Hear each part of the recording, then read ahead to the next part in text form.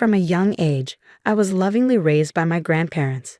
But then, a minor accident took the life of my beloved grandmother. During that difficult time, I unexpectedly received a message from my long-lost sister-in-law.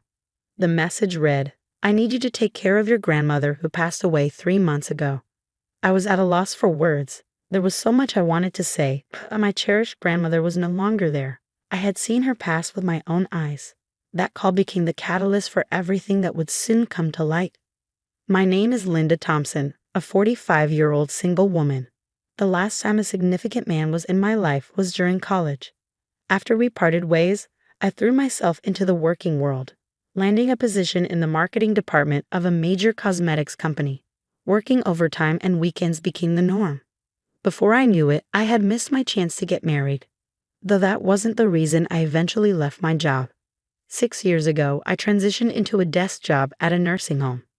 The commute was a dream, just a 10-minute bike ride from home, a far cry from the hour and a half I used to spend on crowded trains. I've never moved out of my childhood home. Financially unsecure, and I'm quite capable around the house, if I do say so myself. So why stay? The answer is simple. I love my family, especially my dear grandmother. I was born and raised in California. My family consists of my parents, grandparents, and my brother, Brian, who is 5 years older than me. Now 50, Brian and I have a complicated relationship. As children, I adored him. He was a gentle, caring older brother. But after college, he changed. He got a job in car sales, moved out, and married a woman from work just 2 years later. We gradually grew apart, and he stopped coming home for holidays. Thanksgiving, spring break, even Christmas. I know he lives somewhere in the South, but I don't know where or if he has children. I can't even remember the last time I saw his face or heard his voice.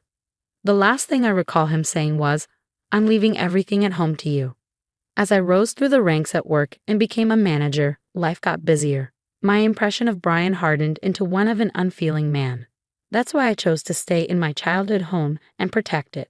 My parents are retired, and my 93-year-old grandfather, who suffered a stroke a few years ago, requires constant care. My parents take care of him now.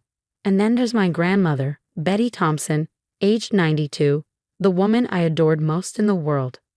My grandparents raised me when both my parents were working, and Grandma Betty, in particular, taught me everything I needed to know about life. Though she couldn't get out much in recent years, she was still lively, walking around the house on her own. That's why I decided to work at a nursing home, so I could be close to her if anything happened. One day, as I was getting ready to leave for work, Grandma Betty called out to me, "You forgot something." I didn't forget anything, I replied, but she handed me a few black licorice candies. "Here, take these." I smiled. Licorice had always been a favorite of ours. I tucked them into my suit pocket and left the house with a smile. Then tragedy struck, sudden and devastating. Grandma Betty had a severe accident. According to my father, after hanging laundry on the balcony as usual, she missed a step on the stairs and fell. We had always warned her about the stairs, telling her to leave the laundry to Mom and Dad, but Grandma Betty was as stubborn as I am. She believed in doing what she could on her own. It was an unfortunate accident, something we always feared. After suffering complex fractures in her femur and pelvis, she never made it home from the hospital. 4 months later, she passed away due to old age. I was heartbroken. I cried until I could cry no more. But I'm an adult now, and as the breadwinner of this household, I don't have the luxury of wallowing in sorrow. I had to handle everything: funeral arrangements, cremation, interment. Grandma Betty was originally from the Midwest, and with no close relatives to contact, we decided in a family meeting to have a small funeral with just close family members. We had to invite my brother and his wife, and I assumed they'd come without hesitation. But I was wrong. I couldn't reach them by phone or WhatsApp. I even sent an email, but there was no reply. As a last resort, I sent a text message, and the reply came on the day of the cremation. "I'm very busy overseas for work. Sorry, but I can't make it. I'll send the money later." I didn't care about the money. When I saw that message, I found myself speaking out loud without meaning to. Could his job really be so important that he couldn't find the time to say goodbye to the grandmother who adored us so much? It was hard to accept. At the funeral, we placed flowers in Grandma's casket, her makeup impeccably done, making her look as if she were peacefully sleeping. We included a photo of Grandpa and her favorite black licorice candy. While doing this, something shifted in my perception of my brother. From that moment, I started to despise him. Since then, the seasons have changed and it's now winter.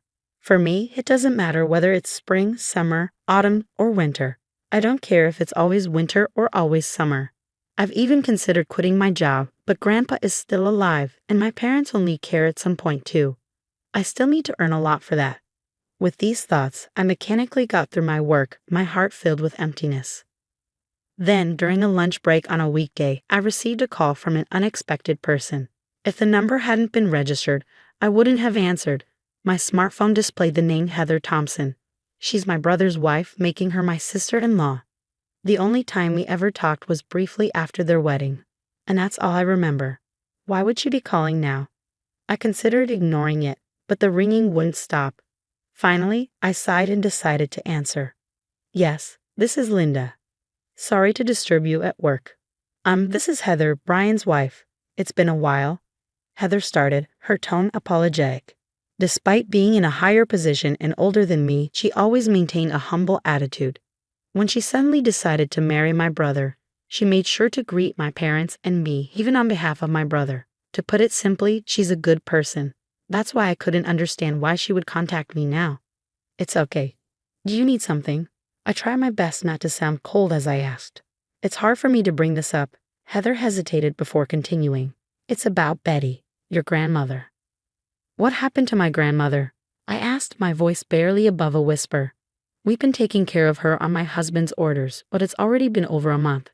Could you possibly come to pick her up? What? I couldn't comprehend what Heather was saying. So you're saying you've been taking care of my grandmother Betty, who died 3 months ago? Yes, we've been taking care of Betty at our... Wait, she died 3 months ago? Heather's voice was genuinely surprised. Why don't we calm down a bit? I suggested, and Heather agreed. A few minutes later, after regaining my composure, I carefully explained to Heather how my grandmother had passed away. In contrast, Heather's response was utterly perplexing. She claimed that she and Brian had been told to take care of my grandmother until arrangements were made at her home, and that they had been living together with her. There were only 2 possible conclusions. Either we were both not lying, or my brother Brian was. I had anticipated this to some extent, wondering why anyone would tell such a blatant lie that would be exposed so quickly. But now, there were things I needed to do before confronting him. I wanted to get in touch with Brian right away, but he was basically unreachable. I told Heather, I've never used my husband's cell phone either. He won't let me, she continued. However, I think I could talk to him on my cell phone while he's at home. He's been working remotely more often lately. I think if I ask, he'd probably agree to a video call. There's certainly power in face-to-face persuasion. But there was a problem. I wasn't even sure where they were living anymore. We've been living in Nye City, California, for over 10 years, so it's easy for us to visit your place, Linda, Heather said. We agreed to talk to Brian on Heather's cell phone that night and ended the call. As I hung up, mixed feelings swirled inside me. Nye City was just the next town over, and the idea that Brian expected me to care for some stranger's elderly relative just a few months after Grandma passed away filled me with repugnance. That evening, at the agreed time of 8 p.m., I called Brian using Heather's cell phone. By the way, Heather was also in the room with me at home. Despite my constant attempts to contact him in the past, Brian answered Heather's cell phone after just 3 rings. I made sure Heather could hear the conversation by putting it on speaker. Heather, where are you right now? You haven't even prepared dinner, Brian demanded in an imposing, arrogant tone. He was no longer the brother I knew. It's me, Brian, I declared firmly. Huh? He was clearly confused, and I waited for him to find his words. That's Linda, isn't it? Why, where's Heather? He stammered. I'm here, Heather responded, her tone steady. You? Why are you with Linda? Brian's voice wavered. Did you tell Linda about that matter? He asked, trying to regain control of the conversation. Yes, I did, Heather replied calmly. I told you it was too early to talk about it. Brian's frustration was evident. Ignoring his outburst, I pressed on. Heather mentioned that you've been working remotely lately. Why don't we talk face-to-face using a video call app? I'll send you the ID and password. If you refuse, I'll take Linda and go back home, Heather added, providing backup. Fine, Brian grudgingly agreed, his tone reluctant. I sent the login details using Heather's smartphone, and we waited. When Brian's face finally appeared on the screen, I noticed he looked slightly heavier than the last time I saw him. But it was undoubtedly my brother. So, what's so important that we have to face each other to talk about? I'm busy. Brian tried to play dumb, and it made my blood boil. Isn't it obvious? It's about our grandmother, I said, my voice sharp. What do you mean by saying we should take in our grandmother who died 3 months ago? I asked, my frustration barely contained. To my surprise, Brian replied calmly, you must be misunderstanding something. Our grandmother isn't dead. I'm taking care of her at my place. It was you, Linda, who asked for this, wasn't it? What? I was at a loss for words. Was he really so afraid of Heather finding out the truth? Could my brother really stoop this low? I sent you a text message, I said, my voice trembling with tears. I don't remember, Brian responded flatly. Grandma's here with me right now. Do you want me to bring her here? Yes, I do, I insisted, trying to maintain control of my emotions. Brian left his seat and returned a few minutes later with an old woman in a wheelchair. Say hello, Grandma. Linda, it's been a while. I'm Betty, the old woman spoke in a halting voice. I just wanted him to stop this farce. The woman on the screen looked nothing like our beloved grandmother. For one thing, my grandmother would never call me Linda. As you age, your appearance changes. She's been showing signs of dementia recently, so it can't be helped that her memories of you are vague, Brian said, determined to deny everything. So you won't acknowledge the death certificate submitted by the district office? I asked, incredulous. Of course not. Documents can be forged these days, he smirked. I was prepared for this. Just wait, Brian. I'll show you some evidence too. Leaving a perplexed Brian behind, I exited the room. A few minutes later, I returned with my evidence. Well, isn't it, Brian? Long time no see, you ungrateful one. Grandpa. Brian's eyes widened in shock. You were supposed to be bedridden.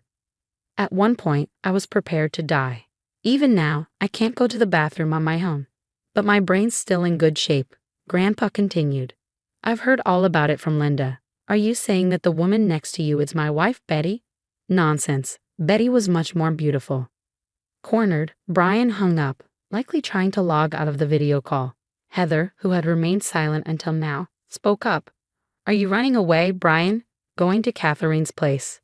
Brian's face turned pale, visible even through the computer screen. How do you know that?